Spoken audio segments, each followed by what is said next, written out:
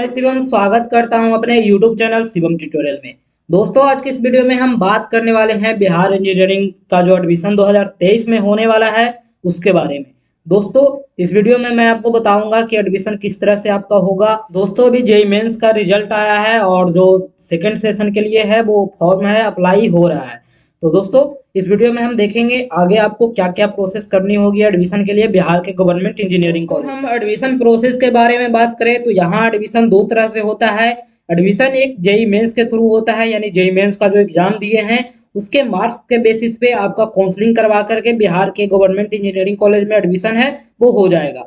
दोस्तों एक दूसरा जो प्रोसेस है वो आप बीसीईसी का एग्जाम दीजिए पीसीएम ग्रुप से, यानी फिजिक्स केमिस्ट्री मैथमेटिक्स के साथ। उसके बाद आप एडमिशन है वो ले सकते हैं। तो आप अभी जेईई मेन का एग्जाम दिए होंगे, उसका रिजल्ट भी आया है। तो दोस्तों उसी के बेसिस पे आपका एडमिशन है वो हो जाएगा, बस आपका आगे काउंसलिंग करवाना हो। तो जो लोग जेईई मेन के थ्रू एडमिशन लेने वाले हैं उनका सबसे पहले आपको बता दें कि जेईई मेन का रिजल्ट है वो जारी किया गया है एक सेशन का। एक सेशन आपका अप्रैल में होगा, उसके बाद में आपका रैंक जारी होगा। दोस्तों बिना रैंक जारी किए हुए आपका एडमिशन है वो नहीं होगा, पहले आपका रैंक है वो एनटीए के द्वारा जारी किया जाएगा। उसके बाद में आपको बीसीईसी बोर्ड के द्वारा काउंसलिंग का शेड्यूल आएगा बिहार के गवर्नमेंट इंजीनियरिंग कॉलेज में एडमिशन के लिए। तो दोस्तों आपको काउंसलिंग के लिए आपको रजिस्ट्रेशन करना होगा। वो काउंसलिंग है वो यूजीईएसी के नाम से होगा और इस पे आपको रजिस्ट्रेशन करवाना होगा। जो भी लोग एडमिशन लेने में इंटरेस्टेड होंगे बिहार में उन सारे लोग को पहले काउंसलिंग के लिए रजिस्ट्रेशन है वो करवाना होता है। तो जो भी लोग काउंसलिंग के लिए रजिस्ट्रेशन करवाएंगे उन सारे लोग का बीसीईसी बोर्ड के द्वारा स्टेट रैंक जारी किया जाएगा और दोस्तों इसी रैंक के बेसिस पे आपका एडमिशन है वो इंजीनियरिंग कॉलेज में होगा।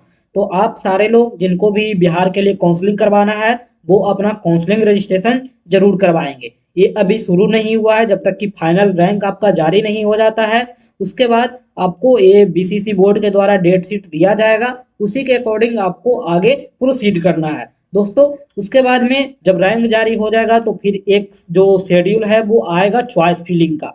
चॉइस फिलिंग में आपको कॉलेज सिलेक्ट करना होता है कहाँ पे आपको एडमिशन लेना है, तो एक प्रेफरेंस देना होता है कॉलेज का, तो उसमें आपको चॉइस फिलिंग करना होगा। दोस्तों चॉइस फिलिंग के बाद आपको सीट अलॉट किया जाएगा कि आपको फर्स्ट राउंड में कौन सा सीट है किस कॉलेज में मिला है।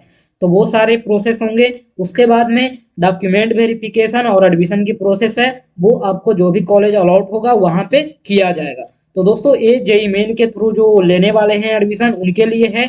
इसके अलावा जेईई मेन जो दिए हैं उनको किसी भी तरह का ना तो एग्जाम फॉर्म भरने की जरूरत है न ही उनको कोई एग्जाम देने की जरूरत है।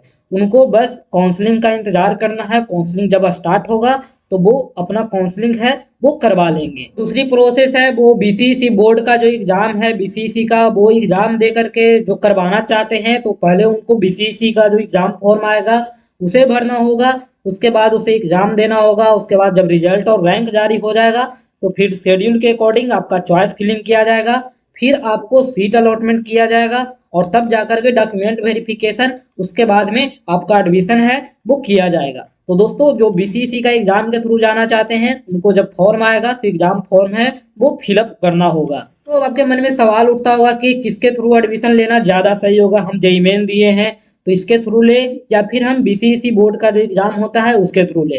तो आपको बता दें कि जेईई मेन के थ्रू एडमिशन लेना ज्यादा सही होगा, क्योंकि जेईई मेन वाले का एडमिशन है वो पहले होगा। भले ही आपका 10 परसेंटाइल नंबर क्यों ना हो जेईई मेन में, लेकिन आपको एडमिशन के लिए पहले मौका दिया जाएगा।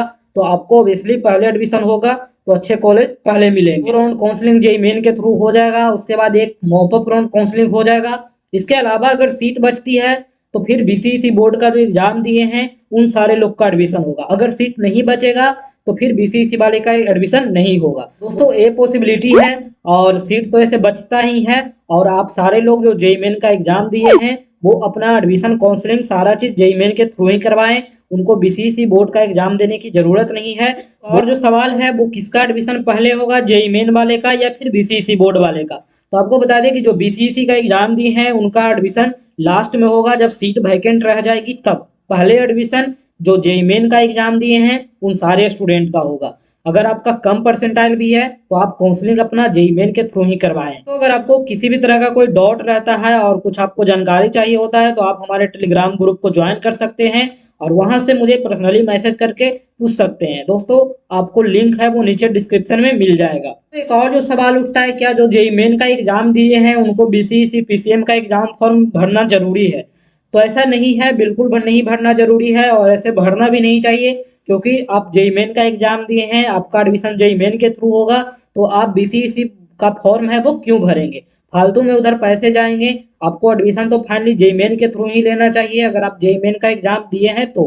दोस्तों अब बात है कि जेईई मेन का एग्जाम दिया ही है सब, तो बीसीईसी का फॉर्म कौन भरेगा?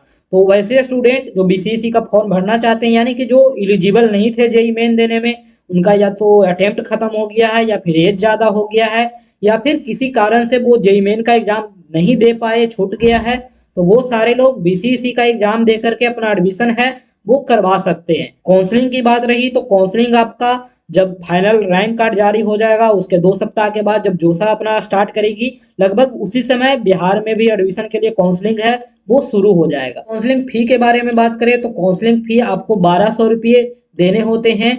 वो बीसीसी बोर्ड को जब आप ऑनलाइन अप्लाई करोगे रजिस्ट्रेशन काउंसलिंग के लिए, तो वो आपको उस समय पे करने होंगे। तो एक और जो अच्छी बात है वो इस सेशन से मेडिकल और इंजीनियरिंग में एडमिशन के लिए लड़कियों के लिए 33% सीटें हैं वो रिजर्व करने की बात कही गई है। हालांकि ये पिछले 3 साल से बोला जा रहा है लेकिन वो अप्लाई नहीं हुआ है, लेकिन इस बार बहुत ज़्यादा उम्मीद है कि लड़कियों के लिए 33% सीट है वो इंजीनियरिंग मेडिकल एडमिशन में फिक्स कर दिया जाएगा, उनके लिए रिजर्व कर दिया जाएगा। क्योंकि दोस्तों इस बार मेडिकल यूनिवर्सिटी भी बन रहा है और इंजीनियरिंग के लिए अलग से बिहार इंजीनियरिंग यूनिवर्सिटी भी बन रही है। तो लड़कियों के लिए ये अच्छी बात है कि उनका सीट है वो 33% रिजर्व होगा, तो उनको एडमिशन है वो लेने में सुविधा होगी। दोस्तों अगर वीडियो पसंद आए तो लाइक करें, अपने दोस्तों में शेयर करें, और किसी भी तरह का कोई इन्फॉर्मेशन चाहिए आप जरूर कमेंट करें। Thank you.